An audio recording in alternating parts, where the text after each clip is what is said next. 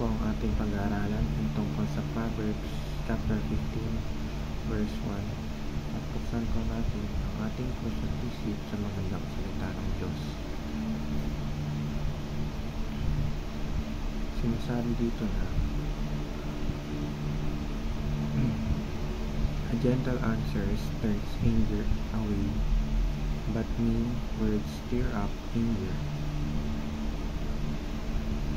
Or sa Tagalog, ang malumanay na sagot ay nakakapawi ng poot, ngunit lalong nakakapagpagalit ang pabalang na sagot. Sinasabi sa verse na, kapag nakakipag-usap tayo, ay lagi natin piliin maging mabuti. Ang pagsagot natin ng mahinahon sa kapwa natin ay nagtatanggal ng tensyon at galit sa bawat isa. Teaching number 1. The tongue can start a fire. Kaya ng dila natin na magsimula ng apoy o ng gulo, sapagkat isang salita lang ay magliliyab agad ang mga emosyon, lalo na kung mean words ito. Teaching number 2. The tongue can quench a fire. Kung kaya nitong magsimula ng apoy, ay kaya rin nitong maging tubig upang patayin ang apoy. Kung pipiliin natin maging mabuti, ay maaayos natin ang kahit anong kaguluhan. Teaching number 3. The tongue can heal brokenness.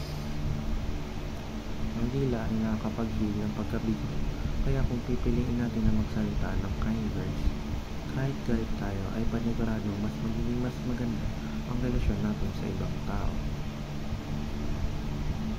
Application number 1. Guard your mouth and you will save the day. Malikot ang mga dila natin at bantayan natin ito dahil kung lahat ng lalabas sa bibig natin ay binantayan natin at pinag-iisipang mabuti, magiging maayos ang buhay natin. Application number 2. Avoid pride and you will never go wrong. Isang tabi natin ang pride lalo na sa mga mahal natin, sapagkat sinasabi na ito sa Biblia na God opposes the proud. Matuto tayo magpakumbaba sa lahat ng bagay dahil kailanman hindi tayo malulugi at mapapahamak kung tayo ang nagpapakumbaba. Application number 3. Humble your heart and begin healing.